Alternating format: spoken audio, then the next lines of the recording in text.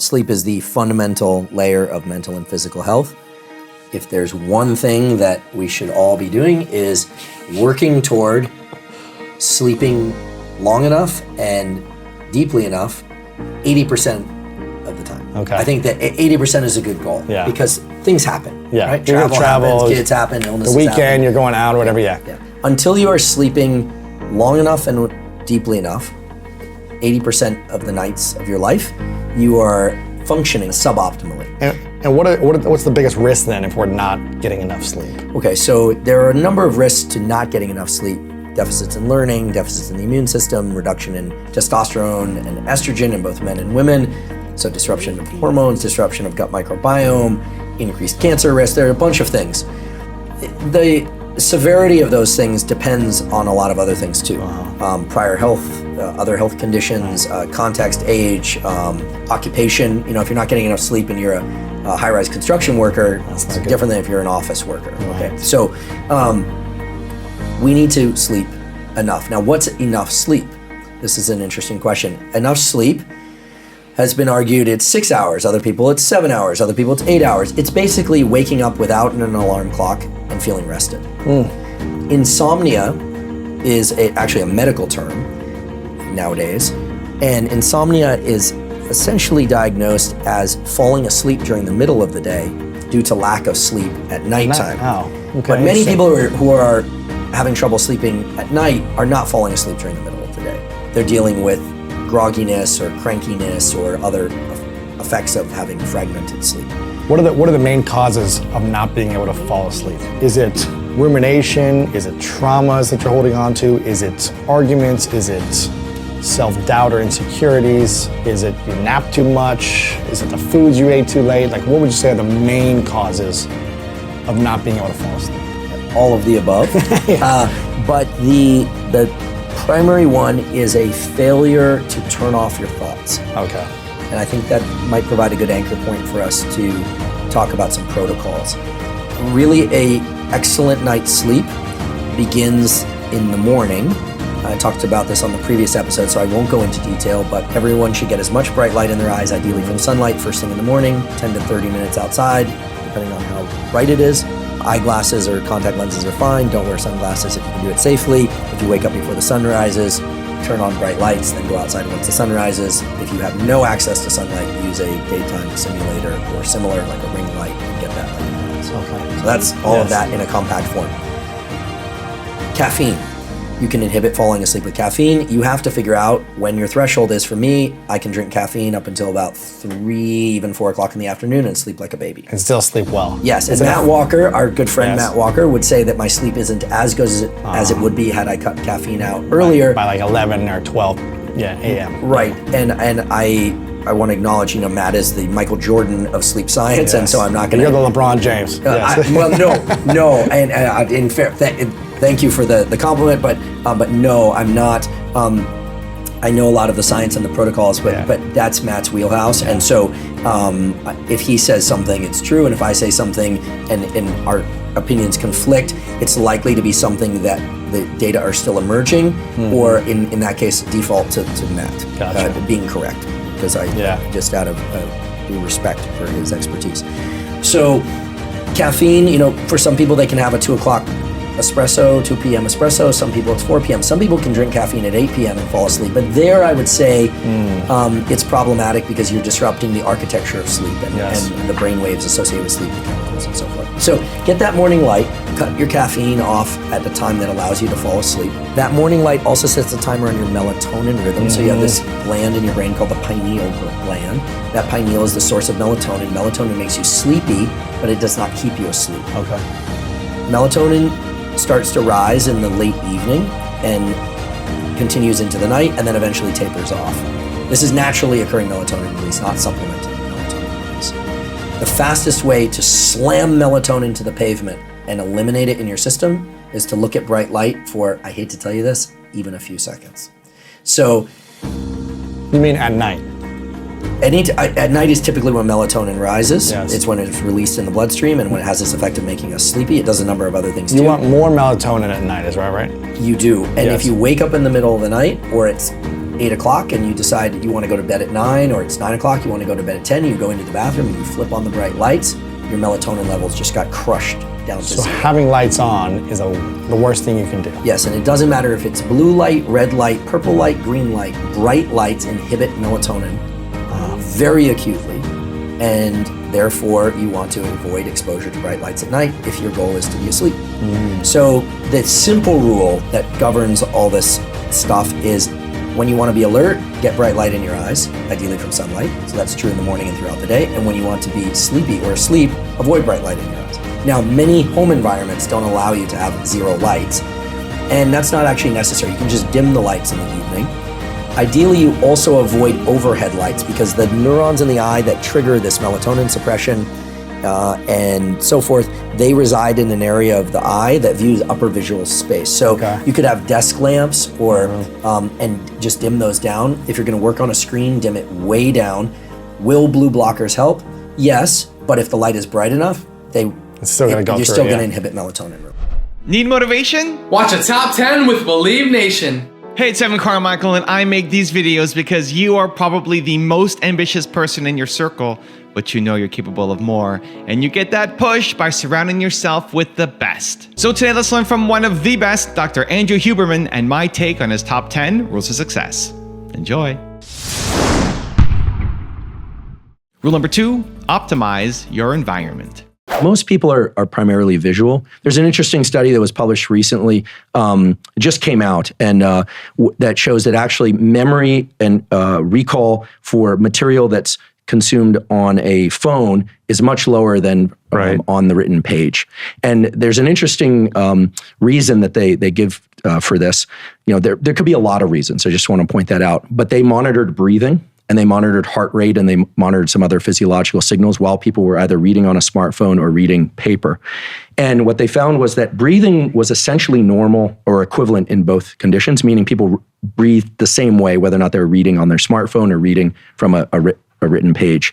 But there was a particular category of breath that was abolished by reading on the smartphone. And this is what is referred to as physiological sighs.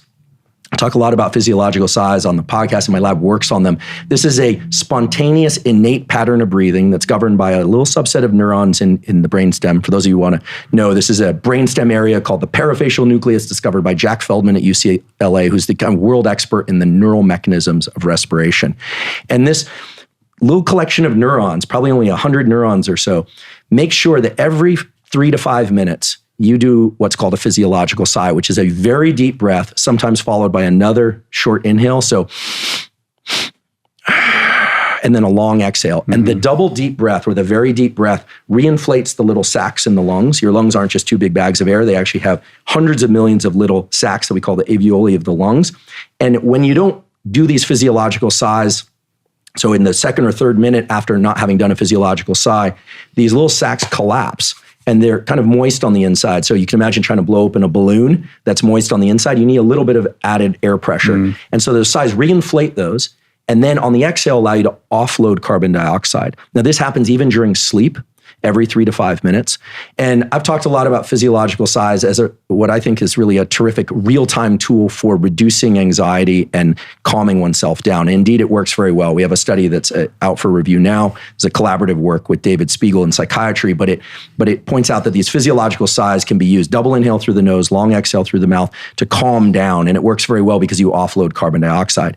Now, in this study about smartphone reading versus reading on paper, what they found is that people stop engaging in physiological sighs during anytime they're reading on the smartphone. Now, it wasn't a perfect study because they probably also should have had a tablet and a laptop condition. So it's not clear whether or not it's due only to the reduced aperture of the visual window that you're narrowing your attention, and there's this sort of almost like an apnea, a kind of starving of yourself for oxygen when you do this. But it's very clear, I mean, it's abundantly clear that two things. One is nasal breathing, and that the other is getting sufficient oxygen to the brain is important for comprehension. So the takeaway from this is, if ever possible, try and read from a written page, and if you or from a book or a piece of paper. And if you can't do that, then try and access whatever you're learning from as large a screen as you can manage in that particular environment. Right. And I do realize when people are commuting, and sometimes I'm guilty of looking at my phone and trying to read papers and passages on my phone. But it's interesting because this study highlights the linkage between this visual attention, our respiration, and the fact that, our body and our brain have these innate mechanisms for making sure that we're getting sufficient oxygen, we're getting sufficient blood flow to the brain areas that are required for learning. And so again, I don't want to de-emphasize the fact that there is a lot of legitimate clinically diagnosed ADHD out there. But for a lot of people that are struggling with attention or they feel like they just can't focus, I think we all owe it to ourselves to ask, well, what kind of environment am I creating for myself that is depriving me of this focus? And what simple things can I do to try and enhance my ability to focus? Because I'm personally of the belief that if possible, and wherever it's not hazardous, to start with behavioral tools, right? Before ever moving to supplementation or prescription drugs, unless there's a real dire need, I would think that behavioral tools should be the most valuable, for the simple reason that when you engage in a behavior over and over again, you get neuroplasticity, your brain circuits change and get better. Simply taking a drug or a supplement of any kind, although they can have their value, isn't going to rewire your brain in the ways that you want. You are essentially dependent on that chemistry in order to access the state that you want. Right. Rule number 3, develop alertness. The whole process of neuroplasticity and learning is really a two-stage process. First, there must be focus and alertness. That focus and alertness is associated with the release of neurochemicals, so-called neuromodulators, things like acetylcholine in particular, which sort of acts as a highlighter pen, if you will, for certain connections in the brain to later be reinforced. And the neurochemical adrenaline, which is also called epinephrine, also depending on if you're in the UK or elsewhere. A long, interesting story, not for this time, about why it has multiple names. Epinephrine, also called adrenaline, is associated with an increase in kind of agitation and alertness. Acetylcholine, think of it as kind of a spotlight or a highlighter pen for certain connections in the brain. So you need alertness and focus. And then the second stage is that it is only during periods of deep rest, in particular sleep, and something that I call non-sleep deep rest, which I've given an acronym because scientists like acronyms, NSDR, non-sleep deep rest. Things like yoga nidra, things like shallow naps, things like forms of meditation that don't involve a lot of focused concentration. You're far more the experienced meditator than I, so I'm outside my wheelhouse when talking about meditation. But it is only periods of intense focus and alertness followed by periods of deep rest that allow the nervous system to change. And there is an abundance of evidence for that. So that's the first thing to understand. The brain actually rewires during deep sleep and rest, because during deep sleep and rest, naps, yoga nidra, deep sleep, there's a replay of the very same cells in the brain that were active during learning, oftentimes in reverse for reasons that are still not understood, but at a much higher repetition rate. So you're actually getting repetitions while you sleep. This is why one will strain to learn a language or a motor skill or maths or something like that over and over and over. It doesn't happen. You take a couple of nights sleep, take a break from it, and all of a sudden it's there. It's because it happens in rest. Now, there's some other things that one can do to enhance this process further that are arrived to us from good data.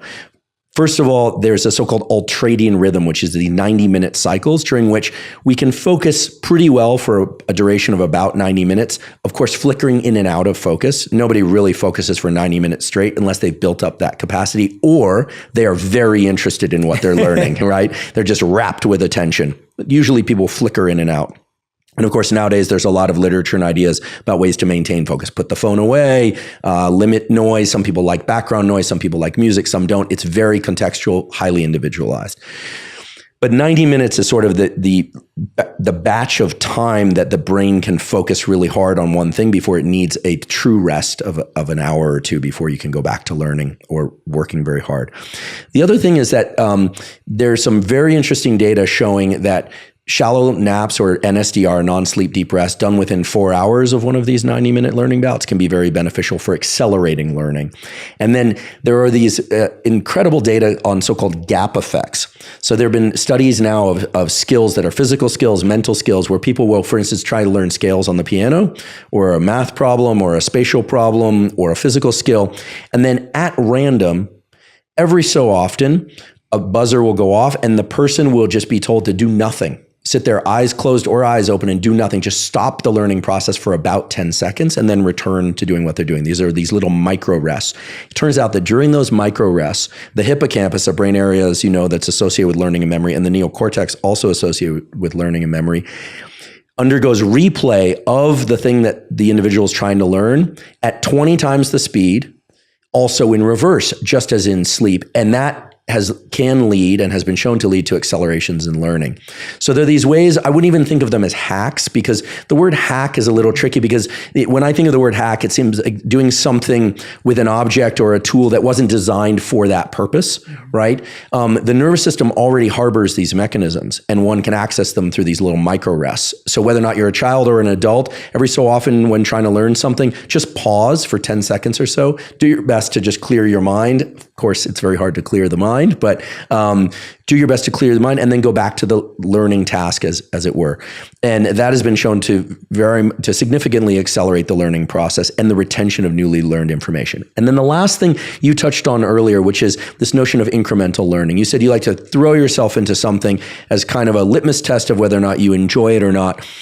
Turns out that from beautiful work done by my colleague at Stanford School of Medicine, Eric Knudsen, has shown that yes, it's true that early in development, in humans, this would be up until the mid-20s, we can learn things in larger batches and much more easily than we can later in life. However, if one batches that work into smaller increments, and for instance, deciding, maybe set a timer, turning the phone off otherwise, and saying, I'm going to spend 3 minutes, just 3 minutes in trying to intensely learn this thing, even if I feel like I'm failing. If one does that repeatedly, those little increments of learning can lead to an outsized amount of learning overall. And so the nervous system loves incremental learning. It loves to batch things into focused little bouts.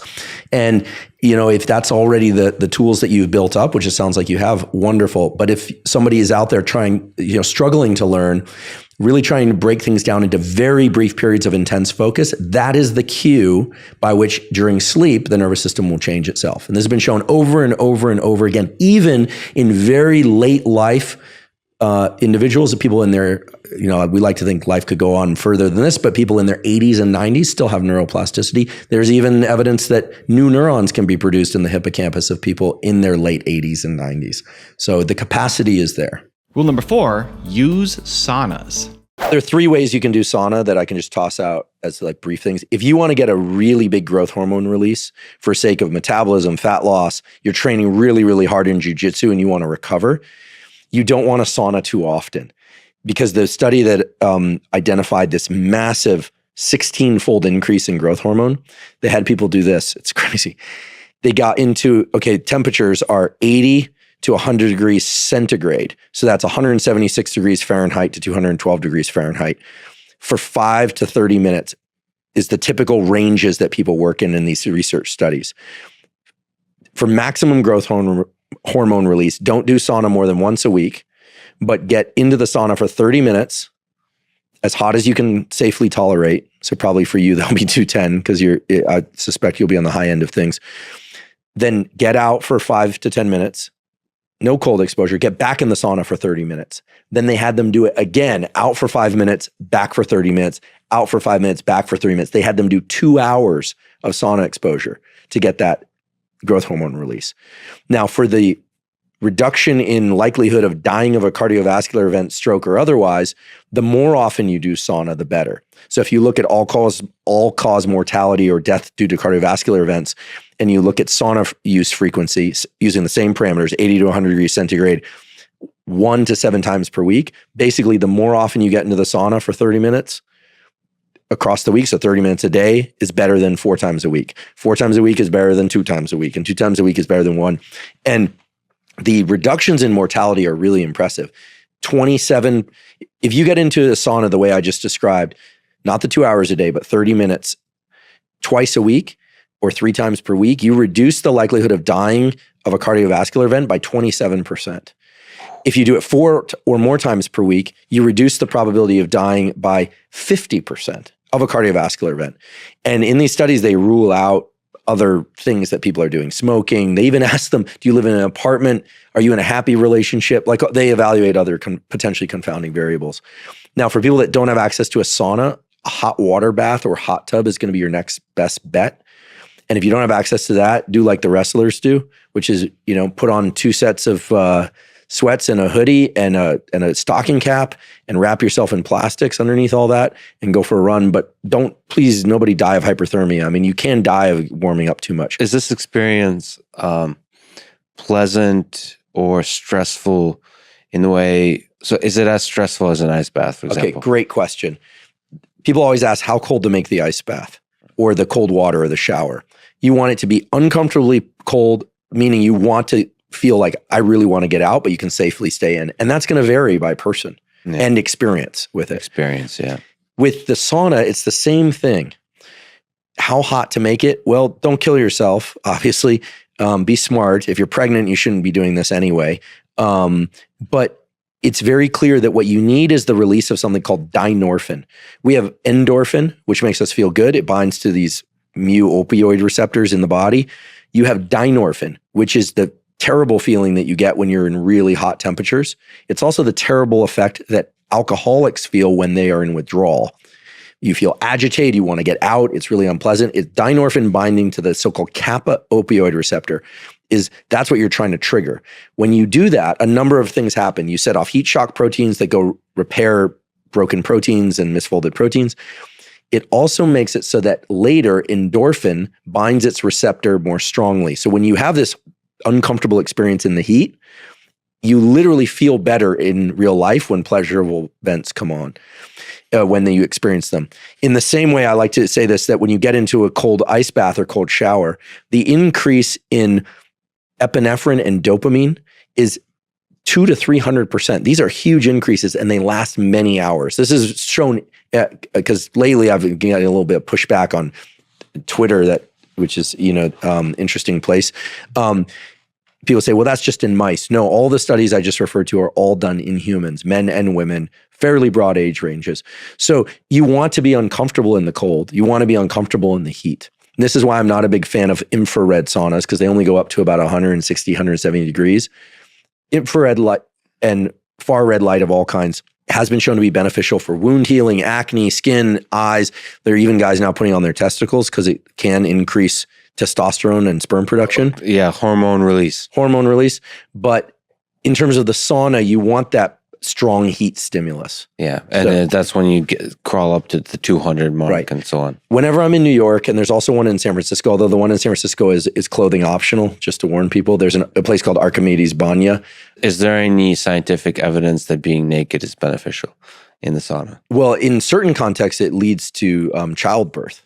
Okay, well, I'll have to read up on that. I read that somewhere. But I suppose it's not required, right, for childbirth. But in all seriousness, in New York, I'll go to a place called Spa 88, and actually, Khabib's picture is on the wall. He goes there, and that one. It's clothing. They require clothing. I only just say that because it can be a little bit of a shock to people sometimes if they kind of walk in there, a bunch of naked people. The one in San Francisco, if I go, I'm clothed, mostly because I run into coworkers or things like that. I sort of more old-fashioned in that way, I suppose. But that you like to wear clothes around coworkers, yes. Yeah, in general. Very old-fashioned. Yeah, I mean, to me, it just seems like, that just be aware. But nonetheless, the banyas have very hot saunas because they're Russian-owned. And in New York, there's one on the Lower East Side, but the Spa 88 place, they have some saunas that the moment I get into those, I have a hard time catching a full breath. It burns. They've got a cold dunk that's like a shock. And then they've got a wet sauna steam room that's a little mellower. So the nice thing about a banya is you can kind of find your place. And then they do the plaza where they take the eucalyptus leaves and you can pay someone and you cover your groin and then they beat you with the leaves and it's supposed to bring the vasculature to the surface. I've only done it once. And frankly, I found it to be a little bit unnerving. I didn't really like the experience, but I'll try and get into a sauna as often as I possibly can, which is, once or 3 times per week. And I try and do the cold exposure shower or immersion, but early in the day because it really wakes you up. Also, to make sure you're actually taking action after watching this video, I've designed a special free worksheet just for this video. The worksheet will highlight all of the lessons learned in this video, as well as pull out our 3 favorite learnings and quotes that will inspire you to actually do something. The worksheet will also give you space to write down what your key takeaways are and your specific plan of action to make sure you're getting results. If you want the worksheet designed specifically for this video, absolutely for free, there's a link in the description below. Go click on it and start building the momentum in your life and your business. I'll see you there. Rule number 5, reward your progress. When you're chasing something or you're saying you don't have it, you're like needing something, you're saying you don't have it. But when you become comfortable with where you are, things start to attract to you. And you have energy. And you have energy, and you're like a magnet as opposed to an opposite magnet resisting these things that you need and want. Pursuit is very taxing. And the reason is that there's a biochemical reason for this. Is it's like wandering in the desert not knowing if there's water at all. That's really depleting. I mean, epinephrine is in the brain, and its chemical equivalent in the body is adrenaline. Those are the same thing. And if you're constantly in pursuit, right? You're just pursuing external goals, external goals. It will wear your nervous system down. You will be exhausted, and one will eventually run aground. You'll become mentally depressed. The key is to figure out what are the rewards that you can acquire along the way internally. Remember, it's subjective. There can also be external rewards because many things have milestones, a Series A or a Series B for a company, then the IPO later. Reaching 1 million users or doing this, So we have engagements before we have weddings typically, right? Yeah. There are those rare instances where people just go and get married, but typically there's a lot of buildup that is designed, that fortunately, provides these reward mechanisms. So the key thing is that you can't just be all gas pedal all the time without rewarding yourself. However, the reward, that dopamine, is so powerful because it actually, as I mentioned before, it actually is the chemical substrate for epinephrine. It creates a reservoir of more energy. And again, I'm not talking about caloric energy or glycogen. Mind energy. It's mental energy. It's the desire to push on. It's the desire to keep going. And so we need some consistent dopamine hits throughout the days or our months. Right. To give us more energy to pursue. That's right. But we don't want to be over pursued because then we'll burn out. That's right. And so everyone has to find where that sweet spot is, that kind of, on the freeway driving where it's really smooth and seamless, where you're not on the accelerator the whole time, where you're in a gear that's appropriate.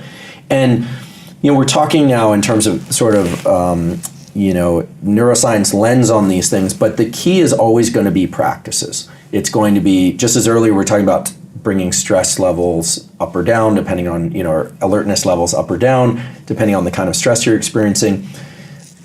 The reward system is great because let's say you're a person that can very easily access this dopamine reward. So you're always excited. People say, hey, let's do this. And your mantra is, let's go. And you just kind of go. What we call in science very low activation energy. You just go. That's great. Those people do run the risk of burnout. Although there are these people that we occasionally encounter that just seem to have boundless energy for everything, and they tend to get a lot more done because they have a lot more internal reward. And you'll notice they're getting rewards from all the little things, and it's 100% subjective. It's like hearing funny jokes all day long. You can just keep going. Incidentally, the beginning of relationships, when people fall in love, it's a real thing, but it is associated with a big flood of dopamine in the system. Makes everything seem exciting and possible and new.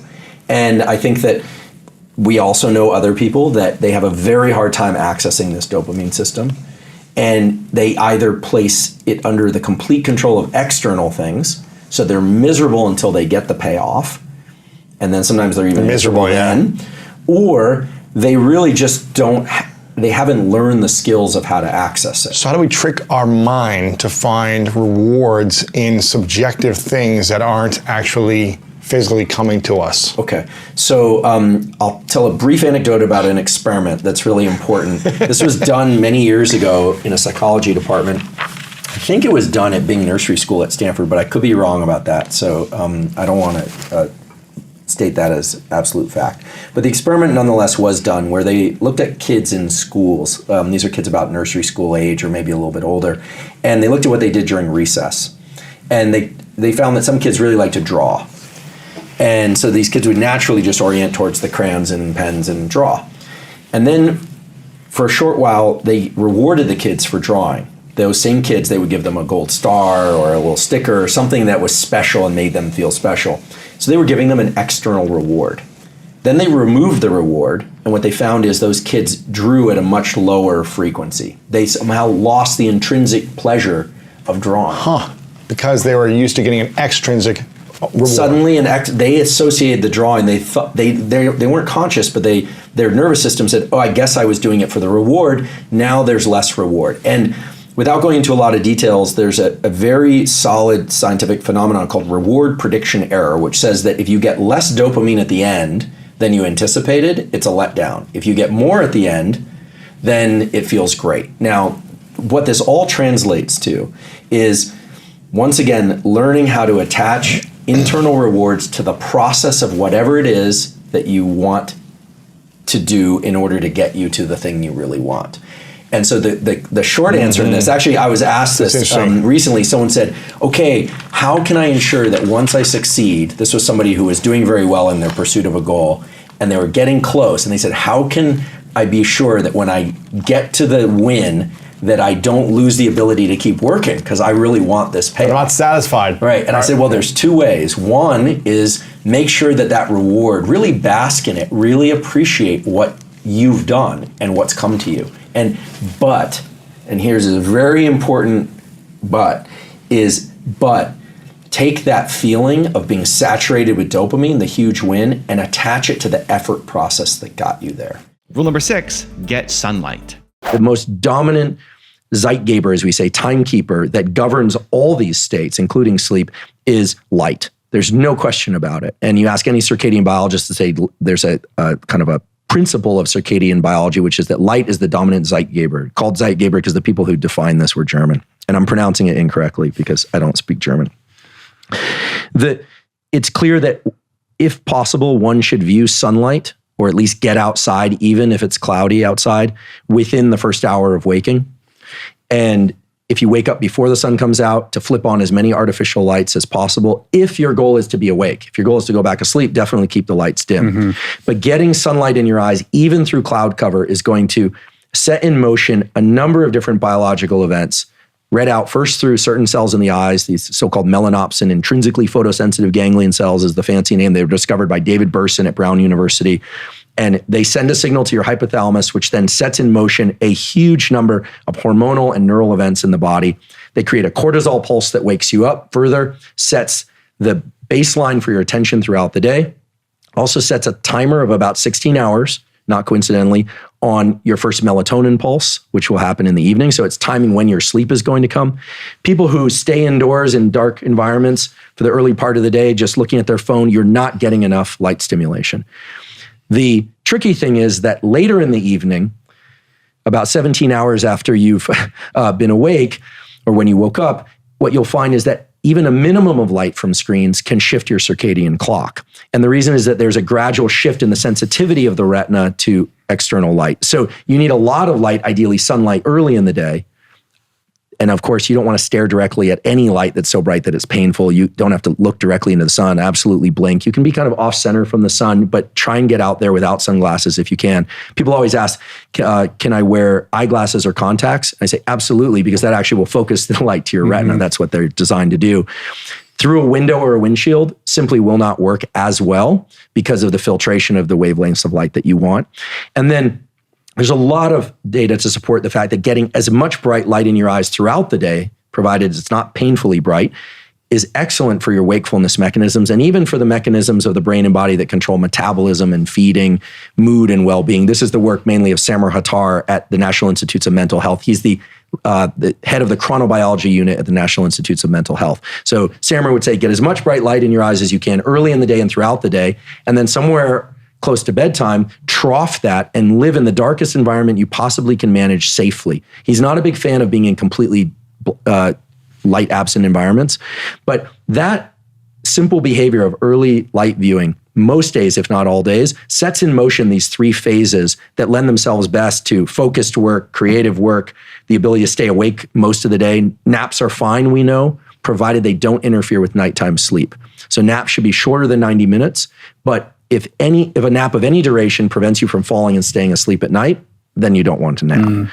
So light is the dominant way that you set this whole process in motion. And we know based on work that I wasn't involved in, but that David Spiegel did with the great Robert Sapolsky, that if this cortisol pulse doesn't arrive early enough in the day and it starts arriving in the afternoon, that's a physiological signature of depression and anxiety. So that cortisol pulse is happening one way or another, and you want to anchor to the early part of the day. And so if you're feeling wide awake, anxious, and the sort of wired and tired late in the day, chances are you're not getting enough sunlight early in the day and throughout the day. Rule number 7, try the non-sleep deep rest. Non-sleep deep rest, NSDR, is an acronym that I coined because it encompasses a lot of practices that are not meditation per se, but that bring the brain and body into a state of relaxation and focus. So hypnosis is one variant of NSDR. There are other variants of NSDR. You can just look these up and you'll find them. And I think that they've caught on, and that the CEO of Google is an avid practitioner of NSDR, because it has this amazing ability to reset your energy levels and focus. Whereas with meditation, many people find meditation hard. And part of the reason they find it hard is that it requires focus. NSDR is a state which is very calm and relaxing. You don't have to work too hard. You're just listening to a script. Whereas most forms of meditation, not all, but most forms of meditation involve cranking up the activity in your prefrontal cortex and trying to see your thoughts as opposed to thinking your thoughts, or focus on your breath, but then third-personing yourself in some respect. And that's work. And so many people who meditate quite intensely feel more exhausted. Now, that doesn't mean that meditation doesn't have any utility, but it's distinctly different than NSDR. And I think that people are working, certainly the CEO of Google, I have to imagine, is working very hard and using his forebrain. If he's going to have 20 or 30 minutes to take a break, he should, and I think this is what he's doing, he should go out for a jog and not listen to anything and just kind of let his mind wander, or sit there in a chair and just zone out, or do NSDR. The problem is people are not that good at shifting states. We are all actually pretty good at, even people with severe ADHD, we did an episode about this, can become hyper-focused on things that they actually enjoy. Because and most of the drugs designed to treat ADHD are drugs that increase the levels of dopamine. So when you like something, there's dopamine release and you can focus. It's when you don't like something that's hard to focus. Shifting states is hard. I'm sure you've experienced this if you've ever been in deep research or podcasting, and then all of a sudden you go for a run, you probably spend the first third of that run thinking. And then in the middle third, you're kind of, that thinking is fractured a bit. And then in the final third is where you finally get to relax, because the brain doesn't shift states very quickly. We can go from sleep to wakefulness quickly. We can go from wakefulness to sleep quickly, but we don't shift between different states of consciousness like a step function, except in rare cases, right? Fear is one. All of a sudden we hear an explosion right now, it's a step function. We're in fear, or we're in alertness, right? A heightened state of alertness. But NSDR is terrific at allowing people to learn to shift their state. And I actually would venture to argue that part of the value of meditation and exercise is the actual state that you get into in deep meditation or exercise. But just as valuable is the transition that you have to take yourself through from one state of mind to the other and then back again. When I look, David Goggins, he always seems to come up, but because he represents so many important things: drive, determination, override of emotional state, going from being a 300-pound plus person to a fit person through, he's never revealed anything substantial about what he ate or what he didn't eat. He basically says, like, listen, run a lot, eat less, right? Yeah. But what's remarkable is so much of what he says is about those transitions, about taking oneself from a state of, I don't want to scruffing oneself and like you're going to do it anyway. And then being able to carry that into regular life, so to speak. So I think that, NSDR is immensely powerful. It's zero cost. And one of the reasons I'm such a fan of people doing it is that most people don't stick to a meditation practice. There have also been a few cases, you might find this interesting. There's a book by Scott Carney. I forget what it's called. I think it's called The Transcendence Trap or something. I'm going to have that title wrong, but there have been a fair number of cases of people that go and do very extensive meditation, silent meditation retreats, who then return to normal life and end up killing themselves. There are states of mind inside of extended meditations or silent meditations that are very beneficial. And I'm certainly not suggesting people don't meditate, but I know at least one person who came back from one of these long extended meditation retreats and wasn't able to shift their state back into one that was functional in regular life. And that book includes a very dramatic story. I don't want to give it away in case people check out the book, but Scott told the story to me directly once, where someone feels they've reached enlightenment and then commit suicide. So these very unusual brain states are potentially hazardous if people can't return from them.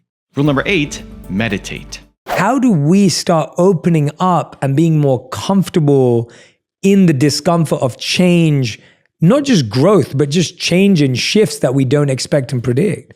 Yeah, I think two ways. One, I'll just go back to this fundamental feature of the nervous system, which is it's trying to make predictions. So the reason why change is stressful, even positive change, believe it or not, is quote unquote stressful. I agree. Is because of this and the release of adrenaline and associated molecules with any time things change. I mean, if you look, the psychologists have worked this out. There's a hierarchy of stressors.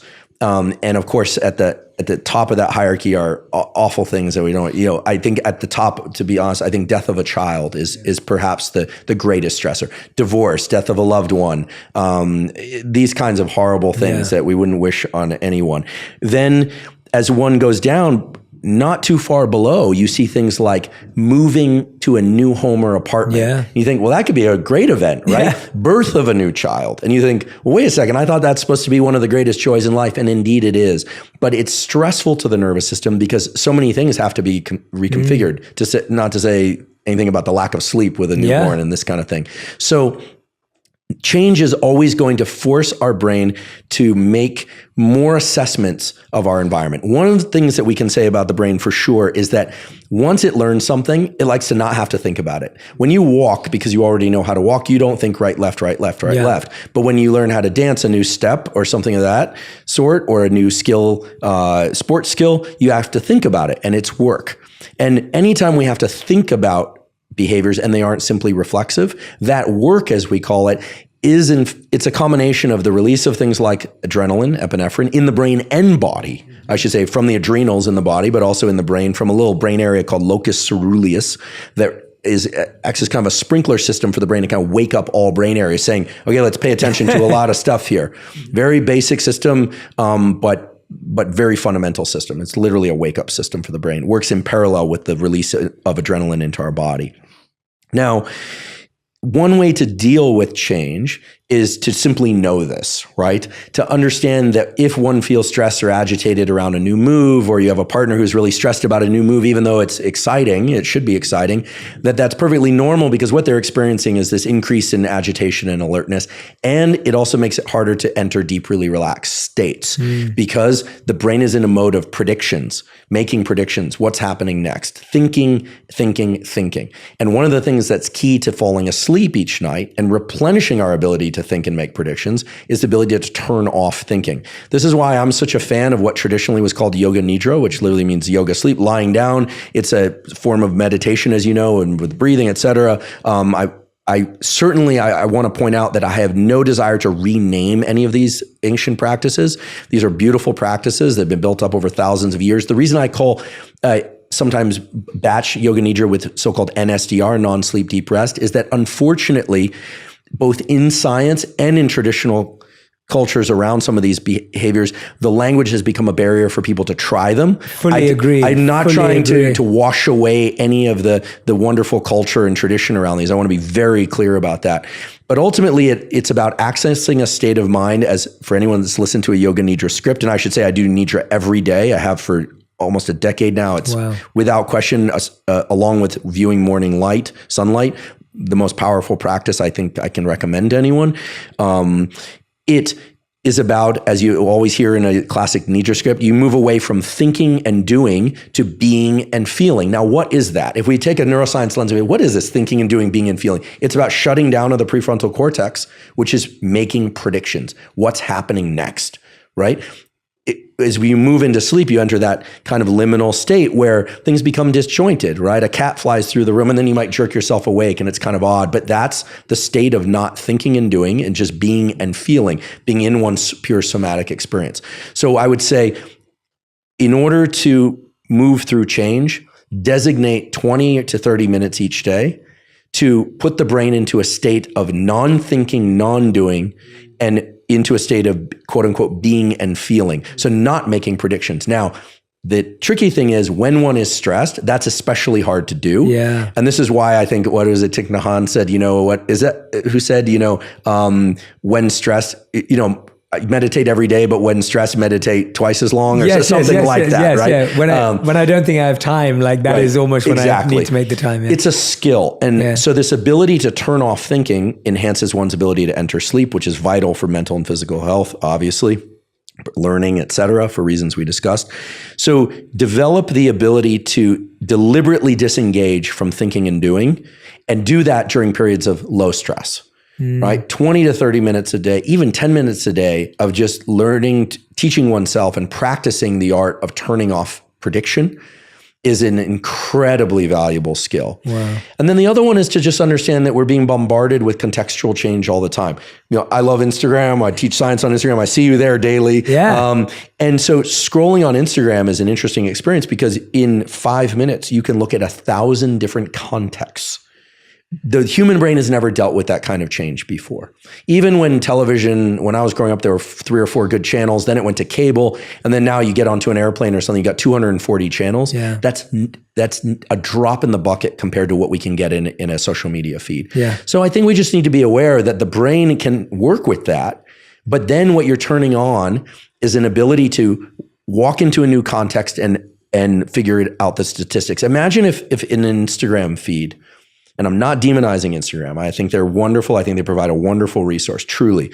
But imagine if we walked out of this room and it was a completely different landscape. It was a jungle. Then we turn the corner and go into what I would think was the kitchen.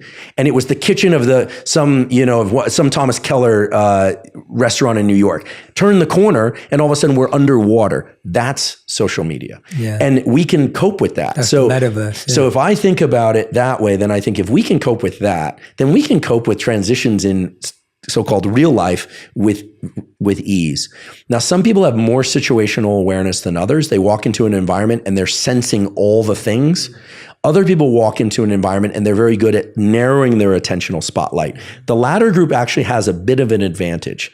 They probably wouldn't be so good as a special operator in the military that has to develop situational advantage, or a police officer or a teacher, but they're going to be immensely good at one-on-one interactions because they can make the room disappear. And so we need both kinds of people, and we all need to learn how to sort of brighten and broaden these attentional spotlights and narrow them as well. And I'll just briefly say we are old world primates, as it turns out, and we have the capacity to do what's called covert attention. Yeah. I can pay attention to you, but I can also notice that in my periphery, there's something else going on. So I've got 2 spotlights now, but I am dividing my attention. We can't do 3 simultaneously. But what I can also do is decide to merge those 2 spotlights and intensify them and narrow the aperture of my visual window and my auditory window. So we should always think of our attention as 2 spotlights that can be very broad or it can be very narrowly focused, and that we can overlap them. Yeah. And I think that's fantastic. I think we should all know how to do both. Yes. We should learn how to narrow the aperture of our focus, deeply engage, but also deliberately disengage. Yes. And the process of falling asleep that we were talking about before is the practice of learning how to take that attentional spotlight, move those 2 apart, and then not dim them, but extend that same luminosity out more broadly, and then we're off to sleep. Yes, So it's about deliberate control of the nervous system. And unfortunately, we all know how to focus on something if we're very stressed or excited by it. Most people don't learn how to turn off this focus and learn how to deliberately disengage. And one of my great hopes for humanity is that children and adults will learn how to deliberately disengage. Yeah. Because it benefits sleep, which benefits mental and physical health. And also, if you think about it, most of the bad things that we do to ourselves and others and that people do to one another, most, not all, but most are from a heightened state of reactivity, where we're just not conscious. Yes. And that's because our aperture, our window of attention is too narrow. We're not taking into account the full space and time of what we're thinking about. Yeah. And as a last point, space and time are linked in the brain. If you have a narrow visual focus, you tend to have a narrow time slicing, right? Which makes sense if you think about like a little kid watching ants on the ground and then gets called into dinner, and all of a sudden the way you batch time is different. When you're sleepy, you tend to batch things in big blocks, okay? Or when you're bored, big blocks of time. When you're very excited, stressed, or happily excited, you're in that fast frame rate. You've gone from 60 frames per second, which I think is a typical smartphone, to 1,000 frames per second. Wow. So you're catching all the micro nuances, but you're missing everything else. Rule number 9, release trauma. If ever there was a phenomenon in life that I'm struck by, is it's trauma. And it's incredible to me how, we experience these things for some people more than others, right? To some extent, everyone has trauma to some extent. I think we need to be fair and say that some people have a tremendous amount of trauma and other people less. But that there's some consistent themes that the psychoanalysts actually had right, which is that for many people, there's this, what the analysts would call a repetition compulsion, right? Somebody experiences something really terrible as a child, and then as an adult, they find themselves seeking out similar types of situations, and it's just the most illogical thing one can imagine. And the analysts would say, well, this is a reparative wish, an attempt to throw oneself back, subconsciously throw oneself back into these scenarios to get a different outcome. Right. So for example, if you had a deadbeat dad, you're a young woman, you're going to seek out like a boyfriend who has those same behavior patterns. Yeah. Or the exact defies opposite. Logic. Right. Yeah. In one case, it's the exact opposite, in which case we might say, well, that's a more functional step. In the other case, it's this repetition compulsion, making the same mistakes despite knowing better, right? Mm-hmm. And not necessarily from this standpoint of addiction, where there are some deeper dopamine circuits driving that. So trauma is fascinating in that way. I mean, what do we know about trauma? And again, I'm borrowing from some of my conversations with David Spiegel and with Anna Lemke, who I know you've had on the podcast. It's very clear that relief from trauma in some way or another almost always involves deliberately bringing oneself back into the state of mind and body that occurred during the trauma. As horrible as that might seem, avoiding that seems to be an issue. And then gradually, or hopefully quickly, but in some cases gradually desensitizing oneself to that experience as not just a overwhelming, horrible experience, but a sad but no longer overwhelming experience, so that they can gain some sort of ability to think inside of the memory and to parse what happened. One resounding theme that I've collected in talking to trauma therapists and exploring a lot of the therapies for trauma is that, oftentimes trauma involves a deep confusion, for whatever reason, a deep confusion about who was responsible. And this is something that's somewhat complicated and can be troubling to think about, but people will experience a trauma, a car crash, a sexual assault, a devastating financial loss can also be a trauma. And then somehow in one's mind, it's not clear whether or not that was something that happened to them or that they created for themselves. Now, the typical script of this was people talking about, I shouldn't have been out that late or dressed that way or acted that way. But it actually can be much more subtle and diabolical than that. It can be that it can start to route into people's own percept of self. Like, maybe I'm not worthy of being happy, and therefore the fact that this happened makes total sense. People create these crazy scripts, and crazy because they don't match any real world facts, but they do match a lot of internal structure. And so it becomes very complex to unpack all this. But what we know for sure is that accessing the state of mind and body that resembles the state of mind and body during the trauma is the first step in moving trauma out of the body, so-called trauma release. Now, almost always that has to be done in concert with a really well-trained physician or clinician, because that can be overwhelming, certainly the first time. There's also some evidence based on some decent studies that show that deliberately accessing states of high autonomic arousal that are independent from the trauma. So things like ice baths, things like hard exercise, things like very, very intense experiences separate from the traumatic memory can be useful in allowing people to attain comfort at high levels of autonomic arousal, right? I mean, you're trying to essentially say, go back to this place and work it through. try and get some space or some distance from the emotion. And yet, for some people, just an elevation in heart rate is overwhelming for them. And so they're not even going to set foot on the first step up the mountain when, in fact, that's exactly what they need to do.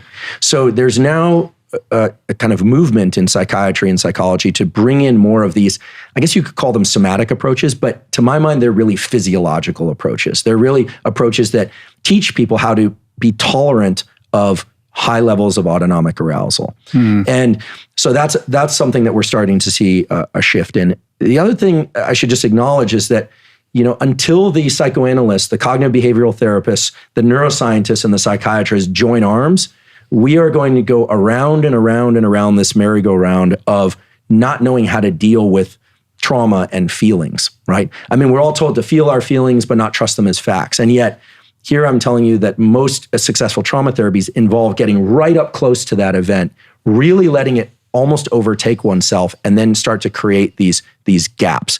And these gaps that I'm referring to are real gaps in neural circuitry. The work from Spiegel and many others has shown, and the work doing brain imaging under conditions of ketamine and other types of pharmacologic therapies have shown that there are active associations normally between the prefrontal cortex, which is thinking, planning, and reasoning, the insula, which is an area of the brain that monitors how we feel internally, and then some of these areas like the anterior cingulate cortex, which are involved in kind of self-monitoring and figuring out how much of what I'm experiencing is coming from thoughts and things within and from things in my environment. And under conditions of extreme autonomic arousal and somewhat counterintuitively under conditions of deep relaxation, those neural circuits are able to rearrange themselves. And when one emerges from those treatments, the default network then is one of perspective. It's one of saying, this is something that happened, but it was not my fault. Or this is something that happened, and indeed it set me up for a number of positive opportunities in my life. All the sorts of stories that we hear about all the time. So if this is sounding a little bit abstract, I'm trying my best to put some structure on it, but where there's a lack of structure, I'll kind of wriggle out of that by saying that, there is no clear answer as to where trauma is represented in the nervous system. Many people talk about trauma being manifest as physical symptoms in their body, and that used to be considered kind of, it's pseudoscience. It makes perfect sense. After all, the nervous system is the brain, the eyes, and the spinal cord for central nervous system, and then every organ in your body is innervated by nerve cells, neurons in the peripheral nervous system. So the manifestation of things in the body and in the brain shouldn't surprise anybody. And I think one of the great expansions of neuroscience in the last few years is that whereas 5-10 years ago, you would find very few grants and grants funding work in laboratories and laboratories working on elements of the nervous system in the body, very, very few. Maybe 98% of the focus was on things within the brain: memory, consciousness, vision, hearing, et cetera. Now an enormous number of laboratories are moving into this mind-body relationship, but they don't call it that. They call it the peripheral nervous system, the autonomic nervous system, right? They call it the gut-brain axis. Right. So we have fancy names to disguise the fact that we're studying mind and body. And rule number 10, the last one before some very special bonus clips, is learn to modulate focus. We have to distinguish between modulators and mediators, and I'll do this very briefly. There are a lot of things that will modulate your state of focus, but they don't directly mediate your sense of focus. So for instance, if right now a fire alarm went off in this building, it would modulate our attention. We would get up and leave. It would be very hard to do what we're doing with that banging in the background, at least at first. So it's modulating focus, but it's not really involved in the mechanisms of focus, right? In the same way, being well rested when you sleep, your autonomic nervous system that adjusts states of alertness and focus and calm works better than when you're sleep deprived. So if you're sleeping better, you're going to focus better. So I always answer this way to a question like this, because the best thing that anyone can do for their mental health, physical health, and performance in athletic or cognitive endeavors or creative endeavors is to make sure that you're getting enough quality sleep enough of the time for you. And that's going to differ. We could talk about what that means. Now, in terms of things that mediate focus, without getting into the description of mechanisms, because we have podcasts about that, it's very clear that mental focus follows visual focus, provided that you're a sighted person. Much of the training that's being done now in China to teach kids to focus better literally has them stare at a target blinking every so often, but really training themselves to breathe calmly and maintain a tight visual aperture. When you read, you have to maintain a tight visual aperture. You're literally scrolling like a highlighter in your mind's eye, right? It's kind of obvious once you hear it. So for people that have problems focusing, sleep well, learn to dilate and contract your visual field consciously. This can be done if you practice it a little bit.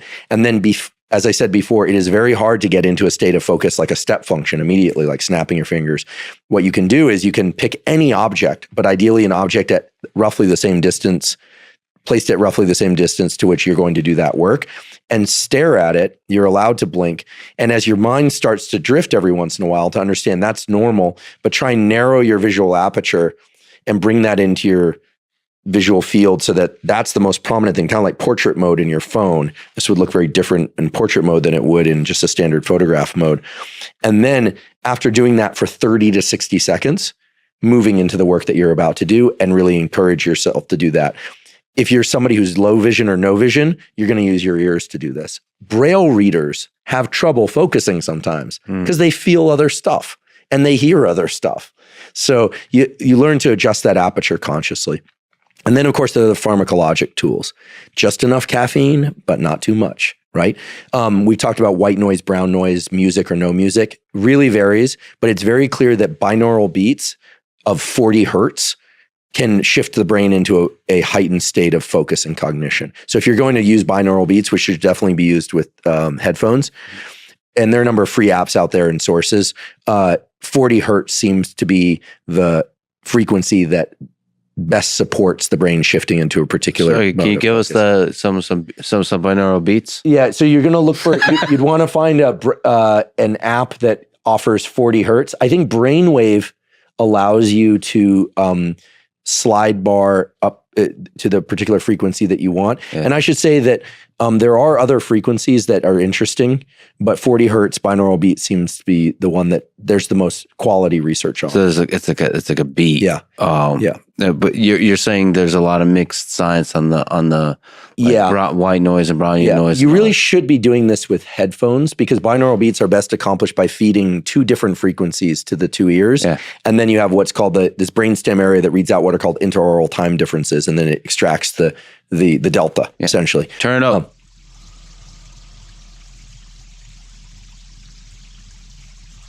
And then in other things that can enhance focus. So, the pharmacology around this is pretty interesting. Things that tickle the dopamine pathway and the acetylcholine pathway, they work. Yeah. There's your Ritalin, your Adderalls, your modafinils, which are prescription. And there's a lot of non-prescription use of those prescription drugs. Not so much in my generation, but in people 35 and younger. I hear all the time from day traders and programmers and stuff and kids that play video games, a lot of Ritalin, Adderall use. I think that unless it's prescribed by a doctor for its specific purpose of ADHD, I don't think people should go that route, frankly. Hits the dopamine system way too hard. Also has a number of negative effects on sexual side effects, all sorts of things that you just wouldn't want. There are a few compounds like alpha GPC, 300 milligrams to 600 milligrams of alpha GPC with a cup of espresso. If you're well rested, you're like a laser for 90 minutes, maybe 2 hours, but then it's going to taper off. And you have to just recognize that. And then there's this whole world of nootropics now and people trying to figure out the racetams, piracetams, and phenylethylamine combined with this. And, it's not quite in the place where you'd like it to be. There are a few companies that are doing this better than others. We talk about some of these on the podcast. But I would always start with behavioral tools and then consider pharmacology. And then I suppose the other thing for focus is there are these, this is a little more esoteric, but we cover this in an episode on workplace optimization. Mm-hmm. Where you place your screen is important. Staring down at a screen is not going to be as effective as placing it at eye level or above you. When the eyes are up, literally, or your eyes are directed forward or up, the brainstem centers for alertness are activated. When your eyes are down, it's actually, you're sort of, it's like being pulled underwater a little bit in the autonomic arousal sense. You're closing your eyes. It reflects the brainstem centers that are active becoming less, or for alertness, becoming less active.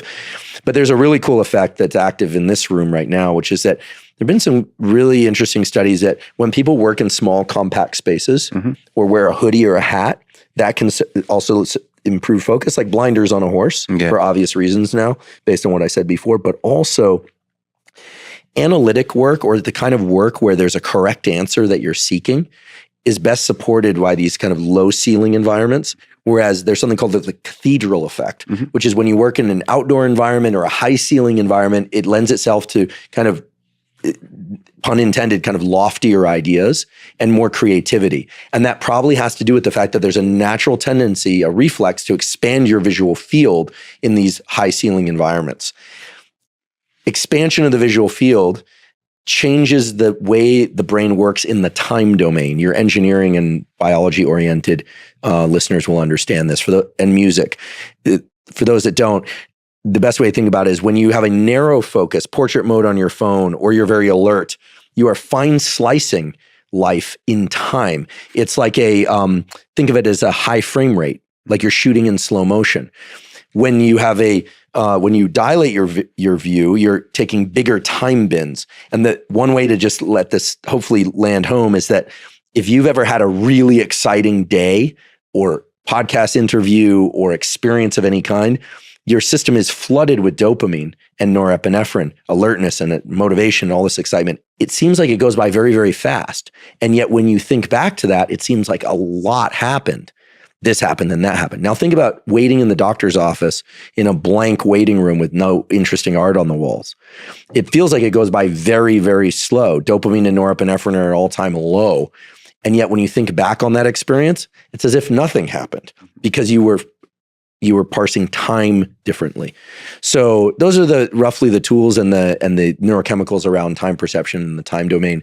There's a wonderful book, I'm forgetting the title, so wonderful I forget the title, by Dean Buodomano from UCLA. I think it's called The Brain is a Time Machine, that talks about this expansion and contraction of the time domain and what you can do to leverage it for work and creativity, focus, and so on. There's an interesting process that occurs when people start to realize that rewards are all internal. And what they start to do is they start linking this duration path outcome thing to their internal rewards. And so to put this simply, one of the most powerful things that any person can do is to learn to control this idea of duration path and outcome and attach an internal sense of reward, just that you're doing well. To reward yourself mentally, just say, I'm doing well, I'm actually on the right path. To do that inside of the demands that come from the external world, the more often that we can self-reward some aspect of the process, provided it's in the right direction of what we're trying to achieve, the more energy we're going to have for that, the more focus we're going to have for that. And remember, the reason I say energy, I don't throw that around loosely, is that limiting amount of noradrenaline is constantly being kept at bay. You're literally buffering the quit response. And so when people start realizing that if they set the goals inside of the larger goal and self-reward each one of those, they essentially have an infinite amount of energy to pursue those goals. They have an infinite amount of focus to pursue those goals. You see this most in the special operations community and people that are selected essentially for this process. So one of the things that's been intriguing to me, I have some friends from the SEAL teams, and I don't begin to really understand the real work that they do deployed because I've never done that kind of work. But I've always been intrigued by the selection process, the so-called BUDS process, right? Because carrying logs and getting in cold water and all that, that's not really how the work is. That's really not what the work is about. So the selection process is interesting because everyone shows up fit, motivated, and convinced that they're not going to quit. I mean, I think there might be a couple people that just show up, but everybody is absolutely convinced. And then a very small subset of them make it through.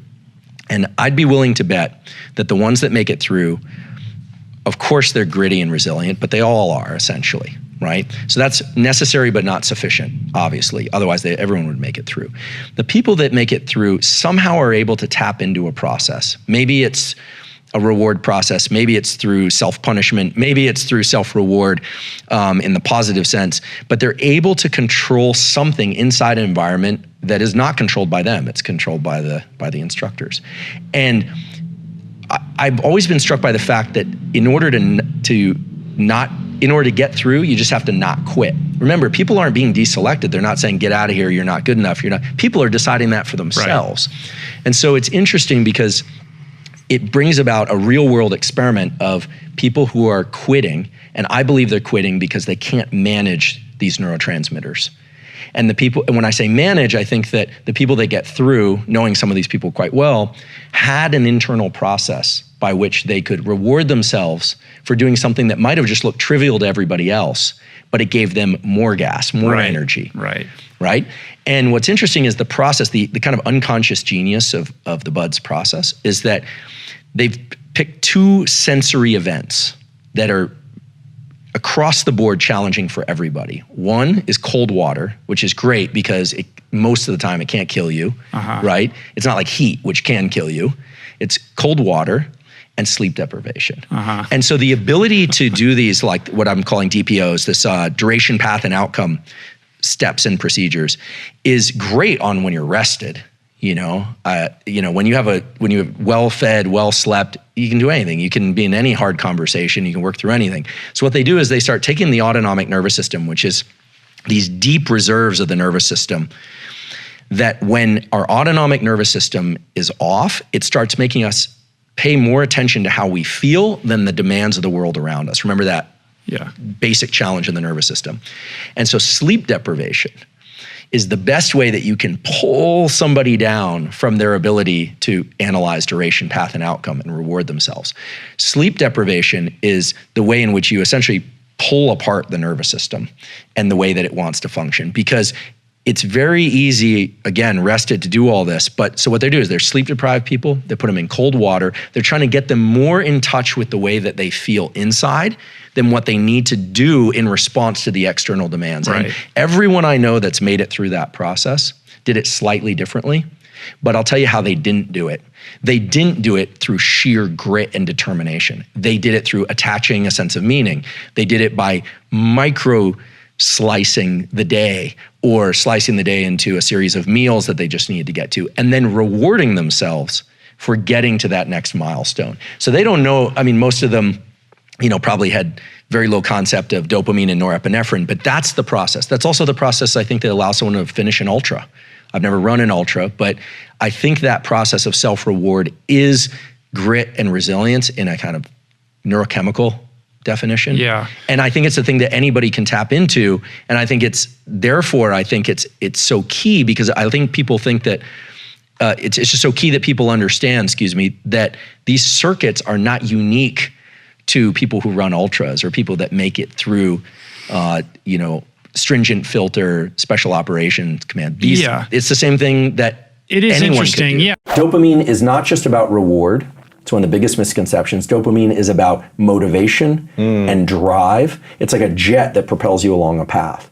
So how do we get more dopamine? You practice subjectively releasing dopamine in your mind. Like how? Okay, so that's a great question. First of all, there are ways you can get more dopamine release through thoughts or through drugs or through supplements. I want to be really clear. There are 2 drugs actually that will cause massive release of dopamine.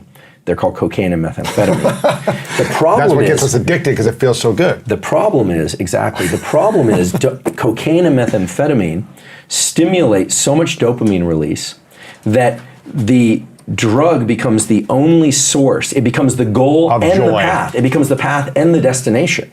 And you look at people's lives when they do a lot of cocaine and methamphetamine, and that baseline on their life goes down. Dopamine is this incredibly powerful molecule that allows us to buffer the effort process. It allows us to be in effort longer, and it allows us to actually eventually enjoy the process of effort. And not think about the reward, but just say, I'm enjoying the process. Right. Well, you just described the first step. The first step in learning to attach dopamine to the effort process, which is the key operation in order to succeed, is to be very careful about how much you focus on the end goal.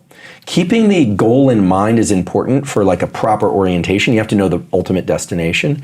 But if at any point we were to evaluate our progress relative to that end goal, or if we don't know what the end goal is, there's a huge gap there, and it can feel overwhelming. The key to this is, if we want to be very concrete, we should probably focus on actions. And I'll use fitness as an example because it translates to everybody, whereas people's circumstances differ. Let's say somebody really wants to take on a fitness routine.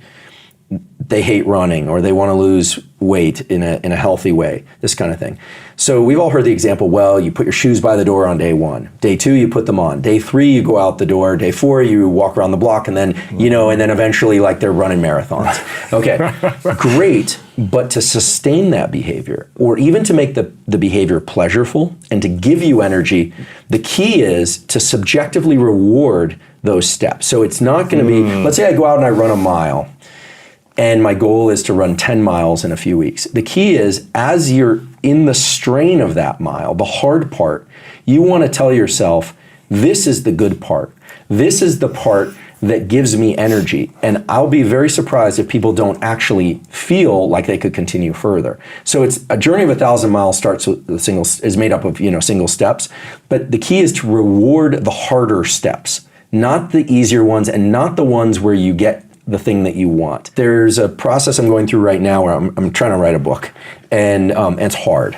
And I was told that the harder it is, the better I'm probably doing it. And I was like, great. And my editor's ready to kill me, and because I'm slow, and I know, and I'm a very slow person. I drive people crazy. I'm like glacially slow because science is slow, and I like to get things right. You don't want to rush it. Yeah. I like to get things right, but I'm very proud of the fact that everything we've published, I can stand behind. It was the best we could do with the tools at the time, and I just know that when I look back on a writing career or a scientific career, I want to be able to say, every journal we put it in was rock solid. Everything was rock solid. We had fun doing it. The relationship. So I go slow. Yeah. But as a consequence, what I'm finding is there are a lot of interferences these days. I think social media is great. I teach neuroscience on social media because I think it's important to do public education. But it's a distraction too. But it's incredible. And it's incredible how much time and energy it can take. So what I've started doing now is I turn off my phone and I lock it in a safe. And I experience extreme anxiety. Right? It's so weird. Why is that? Is it because it gives you so much dopamine that when you're not having it? Well, this is scary because I actually think, brief anecdote, on the weekend I was driving, there's a kid that I mentor, and I picked up my phone and I was texting while I was driving. And he said to me, this was really embarrassing for me, he said, I wish you wouldn't text while you drive. And I put it down and I realized, this is crazy. I know that my life and his life is far more important, and the lives of the people around me are far more important than any text message, which means I wasn't doing it rationally. It's just pure reflex at this point. So I don't think I pick up the phone because I don't even know what I'm looking for there anymore. It's just become reflexive. Wow. So for me lately, the longer I can keep that phone in a safe and write on a grant or this book, what I tell myself is the agitation is good. At least I'm not doing that. And then I find that as I start to write and I get into the process, I start feeling good about it, and I'll pause and say, okay, I have control. I have ultimate control over my behavior. I can put that thing away. There might be a nuclear war out there, and I'm just doing this anyway. I have control over my thoughts, my feelings, and behavior. So I tell myself that, and then I find I have immense energy, and all I want to do is write. And I kind of tunnel into the process. Wow. And I think that sometimes people need to write these things out for themselves so it's really concrete. I think some people are so unskilled at subjective rewards that writing it out is really powerful. So what would you write out for yourself as a subjective reward for this experience? As long as I'm writing, I'm on the right path. As long as I'm not writing, I'm looking at my phone, I'm not on the right path. Because for me, the 2 or 3 things that are most important for my career are writing grants, working on this book manuscript, and writing scientific manuscripts. I mean, there are other things as well. And anything else that you're not doing is holding you back from doing that. That's right. So you need to be focused, center mass forward on doing those things. That's right. So I don't do any jumping around, power poses, things like that. I will use tools to kind of ramp up my dopamine. There are certain songs that are really embedded in my emotional thing that go back to, when I was a, wild, skateboarding punk rock teenager that will get me fired up. And I think there's real utility. That's pure dopamine. I'm really glad you mentioned the diaphragm. Diaphragm, of course, being this muscle inside of all of us, at least all mammals, that works all the time to move our lungs, because all the cells in our body need oxygen, of course. We got to get rid of carbon dioxide. It does that, but it's done reflexively, but we can also take voluntary control over it. I want to just mention about the diaphragm, why it's so important for these state changes, is that a lot of people talk about the vagus nerve and all this stuff. The vagus and these connections between the brain and this vagus nerve or the gut, it's what gets activated when you're really full and you eat a big meal and you feel relaxed. Those are great, but it's very slow. The diaphragm is skeletal muscle, just like your bicep, just like your tricep, just like your quadricep. It is the only internal organ, except maybe a couple muscles in your throat, that are actually skeletal muscle, meaning it was designed to be voluntarily moved. And the diaphragm isn't just designed to move your lungs, it also sends a signal through the so-called phrenic nerve back to the brain to inform your brain about the status of your body. So when you breathe fast deliberately, the reason you feel kind of an elevated sense of alertness is because, yeah, there are chemicals secreted, but mostly because the phrenic nerve is firing off. It's telling you, hey, the body's moving. We're really running now, even though you're stationary in a chair if you're doing breathing. Or if you're breathing very slowly and rhythmically, right? Box type breathing or, slow breathing.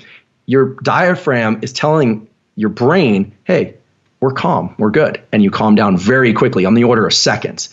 And so once you start tapping into this, you start realizing, okay, movement of the body was designed to inform the brain of where to be, not just the brain telling the body. And how does the body communicate with the brain? Through the phrenic nerve from the diaphragm. So my lab is really pursuing two questions, and this is still being worked out. So I just want to highlight that it's still in progress. But certain patterns of breathing will calm you very much like entering a hypnotic state. And so you have a subset of neurons in your brainstem that are responsible for sighing. You have a subset of neurons in your brainstem responsible for coughing, subset of neurons responsible for laughter, and a subset of neurons in your brainstem for sighing. This was a paper published in Nature. This is a real thing. These neurons are every so often, and your dog does this too, you inhale twice and then you exhale long. Now that double inhale, best done through the nose on the inhales and then long exhale through the mouth, activates these sigh neurons that trigger the so-called calming reflex, the parasympathetic arm of the nervous system. So we have a hardwired mechanism, a set of neurons, connection to the diaphragm, and back again from the diaphragm to the brain that was designed to activate calm. And when people ask me, how should I breathe to calm myself down? I always say double inhale through the nose followed by exhales. 2 or 3 of those will reset your autonomic nervous system faster than any other mechanism we're aware of, because it's really capitalizing on a set of neural circuits. Now, once you're calm, you say, well, how do I get into plasticity states? There you want to go the other direction. That's going to be inhaling a lot more than you exhale. You're going to be driving in more oxygen than you are breathing out, generally carbon dioxide. And that will lead to states that are kind of more elevated. This is typical of things like Tumo breathing, Wim Hof breathing, Kundalini breathing. And when people enter those states, their whole world changes because it shuts off the frontal cortex. This is why sometimes people pass out or they feel like they want to get up and move. You get some odd behavior when you're doing this kind of thing. So the key is, if you want to access states of heightened plasticity, let's say you want to learn faster, or you want to be more, you want to bring more out of some physical training that you're doing. The key is to apply those principles. First, you need to focus. You need to bring yourself to that heightened state of alertness. You can breathe to do that. So this would be super oxygenated breathing. Then you want to drop into a state of calm. And you do that by a couple, maybe 2 or 3 rounds of inhale, inhale, exhale, inhale, inhale, exhale. And then now your brain is in a state, we believe, this is still again being worked out in labs like mine and David's, that then you're in a state for heightened learning, because you're in a state where neurochemicals like acetylcholine are going to be at levels that are higher than they typically would be. Things like noradrenaline, slightly higher than they typically would be, but not in a discombobulated way, in a very regulated way. And the cool thing is you're regulating them. So you could argue, earlier we were talking about subjective emotions and thoughts and all these things, but one thing that's absolutely concrete is breathing. I always think of physical exercise, movement, writing, whatever, singing, dancing, talking. Those are physical actions in the universe. Then you have thoughts, and somewhere in between those is controlling your respiration. Once you can control everything that's within the confines of your skull and skin, once you can really control that relationship, that brain-body relationship, you start to realize that relationship is a lot like any other relationship to forward action. It's just all happening within the confines of my body. So it's heightened states of focus followed by states of relaxation that are going to prime your nervous system for learning and plasticity, just like hypnosis. Hashtag growth mindset is one of the most popular hashtags in social media, but most people don't actually know what it means. And again, this is Carol Dweck's discovery, not mine. It was discovered in a group of kids that were doing math problems or other kinds of puzzles that they knew they couldn't get right, but they enjoyed doing them and they perform exceedingly well on lots of sorts of tests of that sort when there is the right answer, of course. And so what they do is they're wired for effort. They're wired for the puzzle, not for the solution. And when I say puzzle, I don't mean the noun puzzle. I mean the verb for being puzzled. It for them feels good. And so we need to think, if we're talking about the nervous system and we want to make it actionable for high performance, whether or not it's in business or sport or otherwise, we want to think in terms of processes, not events, and verbs, not nouns. So growth mindset as a verb, as an action item, reward as a verb, not just as you're going to just pat yourself on the back. Like it's what you internalize. It's a process. That's how the neural circuits that underlie reward get stronger. And the beauty of the brain is that you have this thing of neuroplasticity, which is its ability to change itself throughout the whole lifespan. And the more you practice this, the better you get at it. And it does not mean you're walking around talking delusionally about how great life is when everything is terrible. It means you might even be very stoic. You might be, hopefully you're very rational, but you have the energy to continue to push forward. I really believe that we all have some superpower that reflects, maybe this is a bit of a scientific explanation, that reflects the fact that our biology is tilted in some direction. People often think about their biology being tilted in a direction that doesn't serve them, like, my parents were this, or or I'm not a good athlete, or I'm whatever. But it's also tilted in the direction of something really special. So like when I was a kid of that age, I was fascinated by animals. I was just like and so had I learned to listen to that more, I used to hide my interest in animals because I thought it was kind of it wasn't cool. Like I didn't play the guitar in college, I didn't surf. I always like I can tell you all these facts about mustelids and ferrets. Like what good is that? But but I think that kind of leaning, that kind of tilt towards that's me, like you resonate with something. And I'm not the first to say this. I think Robert Greene also said this. Like adults will often remember back to a time where they interacted with something. Sometimes it's an object or sometimes it's an experience. And it just felt so good, like it kind of drew you in. I would tell your young listeners and viewers to really pay attention to that. It can seem almost trivial, like it's rarely about the thing you're looking at or the thing you're doing, but sometimes it's the sensation of running. Sometimes it's the sensation of seeing something or hearing something, because there's a hint there, and it's not really about what you're looking at or you're doing. It's that feeling. Like that feeling is your compass. Like that's your true north, because that's the feeling you want to get to find, the mate for your life, the partner for your life, the career track. And over time, you're going to pivot, right? I mean, you're not going to get it on the first try.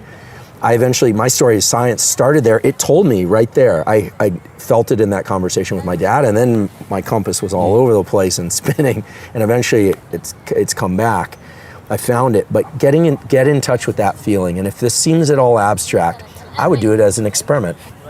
I would sit in a chair and I would think about something you don't like really don't like. And I would pay attention to what that feels like in your mind and in your body. I'm not a very somatic person. I'm not somebody who feels stuff at the level of the body. I've always felt like my emotions were in my head. So when people talk about their emotions in their other places, I'm just I don't get it. But I would encourage them to think about that. And then I would encourage them to think about something they really like. It could be roller coasters, could be music, could be, get specific and to get in touch with that feeling. And that feeling is your guide. Yeah. That feeling is your compass. Because the nervous system, it's not mystical. The nervous system will orient toward the things that it's best equipped to do. It really will. And animals do this naturally. My bulldog Costello never tries to be a different kind of dog. He never fetched once. First time I threw the ball, he walked to the ball, he sat down with the ball, he destroyed the ball. Because that's what bulldogs do. Throw it to a retriever, they bring it back, because the brain of the retriever is wired to feel good by retrieving. Yeah. And the brain of the bulldog is good to feel good by being horizontal and pulling on things they like to tug. So I think humans, we're similar enough, but we're different in the sense that you have something installed in you that feels right. and getting in touch with that feeling is key. And I should tell that you're not going to get it right away. This is a practice you learn, like shooting basketballs or math. You do it over and over but if you get started young at 8 or 9, oh my goodness, great. And if you do it when you're 12, or even if you're 60 and you do this, you'll find that pretty soon you start steering in these directions. And I do believe it's a neural, there's a real physical substrate for this. It's not mysticism. That beliefs are attached to a set of rewards. Interesting. So now the dopamine system is exceedingly powerful because dopamine is a kind of a dumb molecule. It has no brain of its own. It's just a molecule, right? It's just a chemical.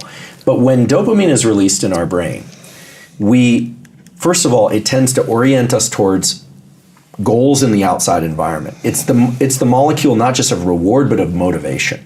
And when we release dopamine, we tend to see the world in terms of external goals.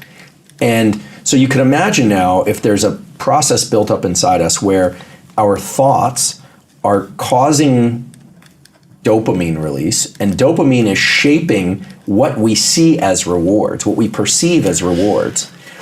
That can be wonderful or terrible, depending on how that's harnessed. So let me understand this. When we have dopamine triggered in our body, because it's attached to some type of belief, we're going to continue to say, this feels good. That's right. So let me keep thinking this way. And viewing the world this way. In this way, because it's going to keep making me feel good. That's right. Physically. That's right. Wow. Even if it's fact or not fact, scientifically true or not true. Or harmful to other people or harmful to yourself. If it makes you feel good, you might stick to that belief. That's right. So a good example with dopamine is, with anytime thinking about science and neuroscience in particular, thinking at the extremes can be kind of useful. So people who are very depressed, who see no possibility in the world, if you talk to a depressed person, every response they give is going to be, but it's not going to work out. It doesn't work for me. They are absolutely certain that things are going to turn out bad. And there's a benefit for having that belief, and right? they're entrenched in it. They may actually be rewarding that somewhat, although typically depressed states have very low dopamine. At the opposite extreme is mania. When people are in a manic phase, dopamine is very high, we know this, and they see possibility everywhere, and there's certain things are going to work out. They will spend money they don't have, they'll create relationships they don't have time and energy for, they will overdo everything. And so somewhere in the middle is this healthy range where we realize that how we view the world is shaping the release of these chemicals. And I do believe this happens when we have positive thoughts. We get a lift. If we can get a lift from our positive thoughts, and then dopamine itself puts us in relationship with the outside world such that we view the outside world as having more possibility, that is going to put us into forward momentum. There are a lot of studies to support that. When dopamine is low, we tend to see very little possibility in the world. So a positive thought triggers forward movement, potentially. Yes.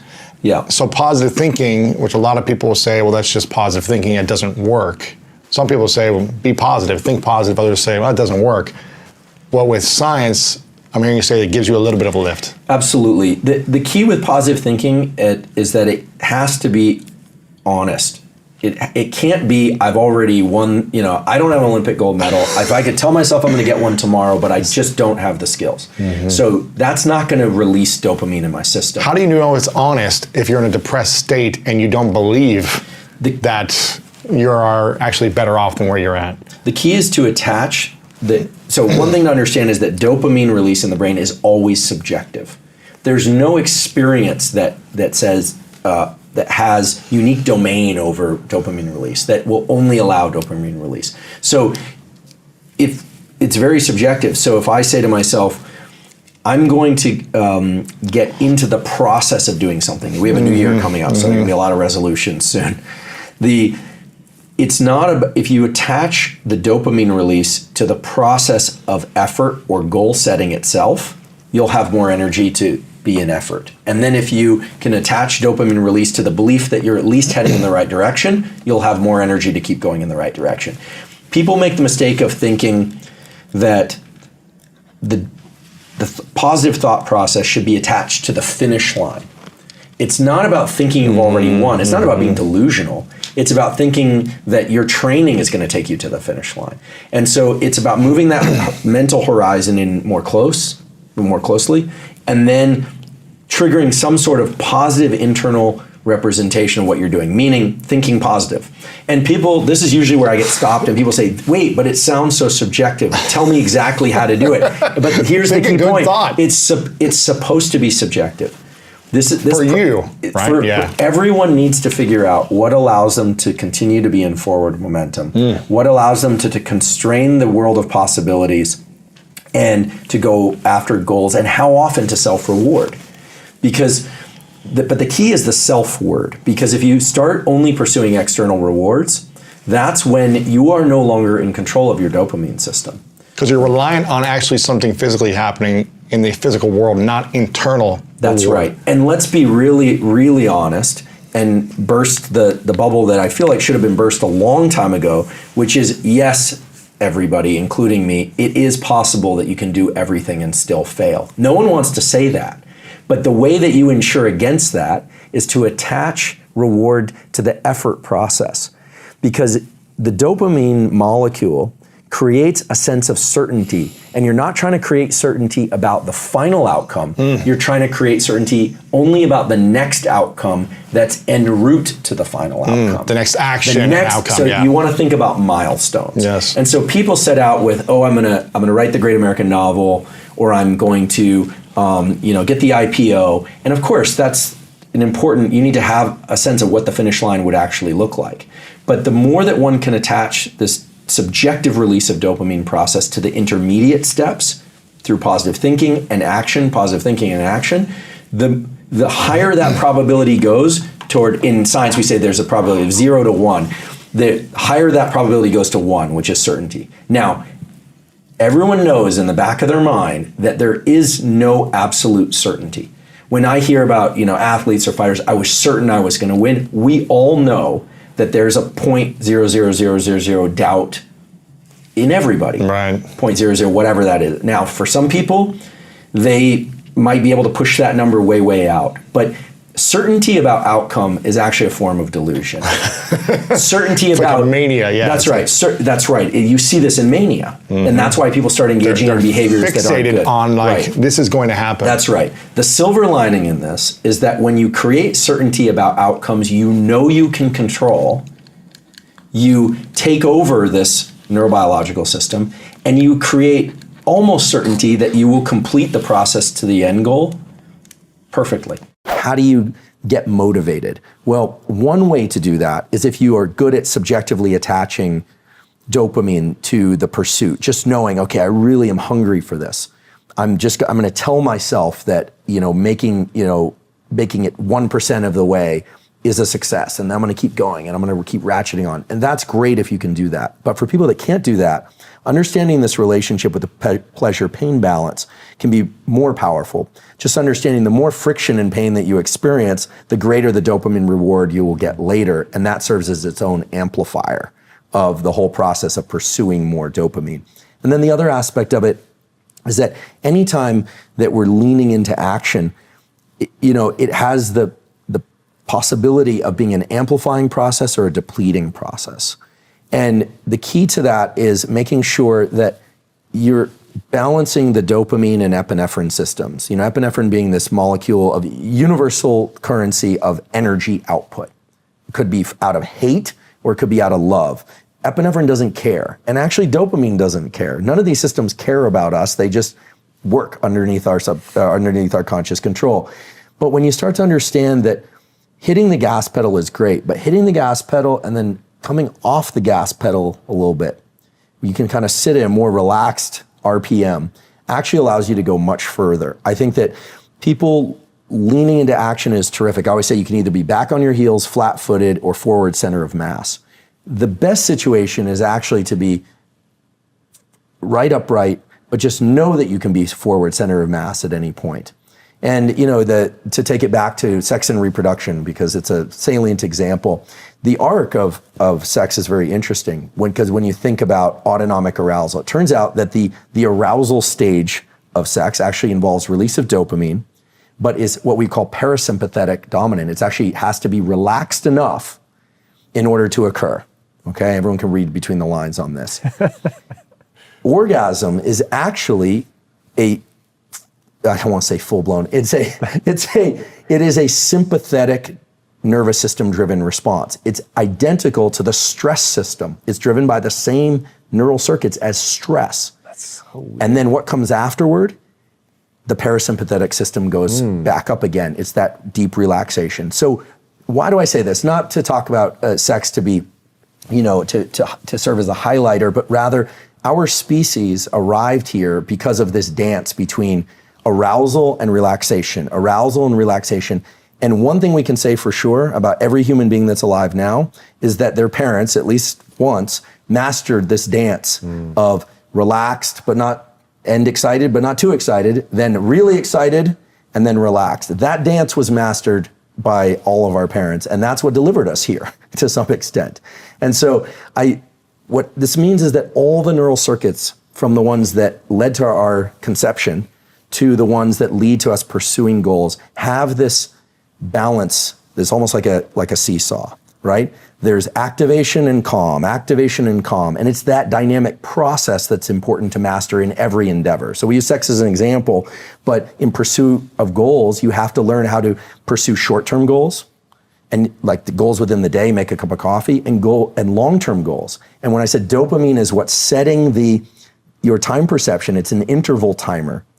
What you're saying is, it's like the 2 marshmallow experiment done at Stanford, defer the dopamine, and actually, if you can, turn the waiting into the dopamine, and then you can extend out the reward for, waiting for the second marshmallow 15 minutes later, et cetera, et cetera. And there are many, many examples of this in the psychology and neuroscience literature. And I would say finally, in 2020, we finally as a field got a clear idea of how dopamine is really working. Because before it was all about work, dopamine hit, right?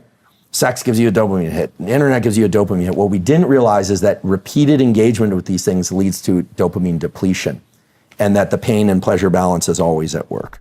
Both those things, breathing and vision, also run in reverse, meaning if we change our pattern of breathing, we change our inner state. If our state changes, our breathing changes. So it's reciprocal. It's bidirectional. Likewise with vision, when we are excited or stressed, the aperture of our visual window shrinks. We get that soda straw view of the world. When we are relaxed, the aperture of our vision expands. But as well, it runs in both directions. If we expand our view of the world, literally force our visual field, or it's very easy actually. You can do it no matter where you are right now. If you just try and expand your visual field, not by looking around or moving your head or eyes, but by trying to see yourself in the environment that you're in. So you literally dilate your view so you could see the ceiling and the floor and the walls if you're inside, or if you're outdoors, seeing as big an aperture of your visual field or your visual environment as possible. So you're directing your attention to, even though you might remain looking straight ahead, you're just directing your attention to as wide a peripheral view, horizontally and vertically as possible. Is that what you mean? That's right. Exactly. So essentially, if you keep your head and eyes mostly stationary, you don't have to be, rigid about rock steady. But if you look forward and you expand your field of view, so you kind of relax your eyes so that you can see as much of your environment around you as possible, to the point where you can see yourself in that environment. What you do is you are turning off the attentional and, believe it or not, the stress mechanisms that drive your internal state towards stress.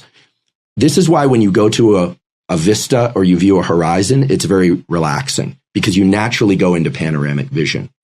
When you are indoors, you're looking at your phone, you're looking at a computer or a camera or something of that sort, or you're talking to somebody or an intense conversation, you may not notice it, but your entire visual field shrinks to a much smaller aperture. And that drives an increase in alertness in internal state. And we sometimes call that stress if it's a negative experience. If it's a positive experience, we might call that love or obsession or fascination. But the important thing to realize is that both vision and breathing have a profound and very rapid effect on our internal state of mind and body. And it runs in both directions. Our internal state that could be triggered by a text message or hearing something that somebody says drives changes in our breathing and our vision. But our breathing and our vision can also drive changes in our internal state. And so that article in Scientific American was a discussion about how we can leverage the visual system and the respiration, the breathing system, in order to take control over our internal state. Because it's not just that 2020 was stressful, it's that our internal state determines everything. It doesn't just determine if we feel like we're having a hard time falling asleep or we're having a hard time focusing, for instance. It also determines how we batch time, how we analyze where we are in the world in terms of our lifespan. A good example of this would be when we are very stressed, we fine slice time. This is why when people are in a car accident or something, they might report that things were in slow motion. They're actually, your frame rate increases. Whereas when you're very relaxed, your frame rate slows down. And when we are relaxed, we get so-called perspective. We are able to say, well, this too shall pass, or I can place the stressful event in a context. So one thing that's just fundamental to how our nervous system works is that we are constantly placing our experience, both our immediate and past experience, as well as our anticipation of the future, into some sort of larger context. And our visual system, literally how we are viewing the world at that moment, dictates how we create perspective in terms of states of mind. Sounds a little bit abstract, but it's actually, it boils right down to optics of the eye and very concrete things like how you move your eyes and how you view the world. An ability to control your levels of stress in real time is extremely powerful. It turns out you can do this using physiology and neuroscience. Your breathing can directly impact your heart rate and your level of stress or calm. Here's how it works. When you inhale, your diaphragm moves down. This creates more space in your thoracic cavity, and your heart actually gets a little bit bigger. As a consequence, the rate of blood flow through that larger heart volume slows down. A signal is sent from a group of neurons on your heart called the sinoatrial node. That signal goes up to the brain, and your brain sends a signal to speed the heart up. In other words, inhaling speeds your heart rate up. The opposite is true as well. When you exhale, your diaphragm moves up. Your heart gets a little bit smaller because there's a little bit less space in your thoracic cavity. As a consequence, blood flows more quickly through that smaller volume. The sinoatrial node registers that and sends a signal to your brain, and the brain sends a signal to slow the heart down. So in other words, inhaling speeds your heart rate up, exhaling slows your heart rate down. So if you want to speed up your heart rate and be more alert, inhale more or make those inhales more vigorous, more intense. If you want to calm down, you can do that quickly by making your exhales slightly longer than your inhales or making them more vigorous. This doesn't require any breath work. This is something that you can do in real time. And that's what's called respiratory sinus arrhythmia. That's the technical phrase. It's also the basis of what's called heart rate variability, or HRV. But all you need to remember is inhaling deeper and longer will speed your heart rate up. Exhaling longer and more intensely will slow your heart rate down and will allow you to calm down in real time. And this is what people from elite special forces can do. They know how to make small, simple, physical steps in the real world that allow them to build on these reward circuitries, but they don't get delusional about how they're doing. They know, they keep the end in mind, but they get very micro. They move the horizon in very close. And so if you can move the horizon to something you know you can complete and you reward that, you essentially are where you were before. You're just as strong, if not stronger, but you're heading in the direction you need to go. You're not depleting. You're not spending out anything. And it feels a little weird because none of us like to reward things that aren't external. But the ability to control these internal reward schedules is everything. To what extent does our subjective narrative, the story we tell ourselves, actually mean something for the body? And to what extent does the body actually mean something for the subjective narrative?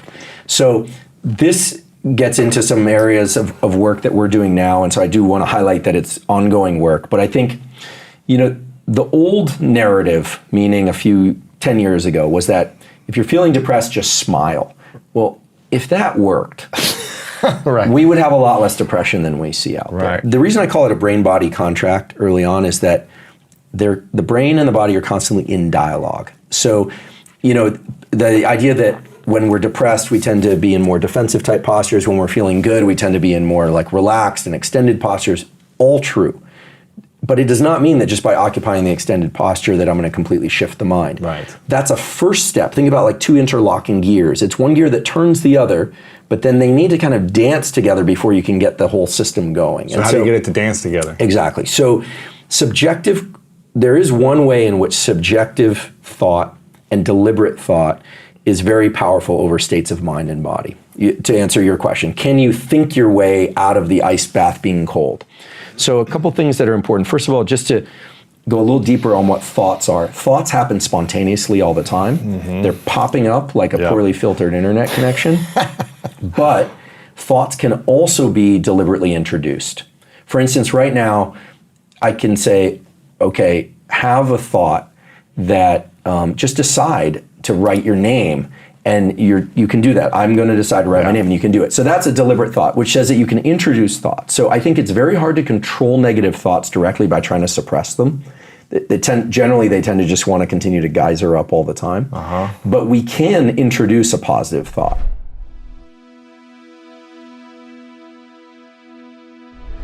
Because you made it this far in a video, I want to celebrate you. Most people start and don't finish. Most people never actually follow through. Most people say they want something, but they don't ever do the work to actually get it. But you are different. You are special. Believe Nation, you made it here all the way to the end, and I love you. So as a special celebration, if you put a hashtag believe down in the comments below on this video, I will showcase you and celebrate you somewhere on the screen in a future video because you are awesome. For 10 more amazing rules from Dr. Ethan Kross, check the video right there next to me. I think you'll love it. Continue to believe, and I'll see you there. Experiencing a stress response isn't harmful per se. What makes it harmful is when our stress response is triggered and then remains chronically elevated over time. Talking excessively about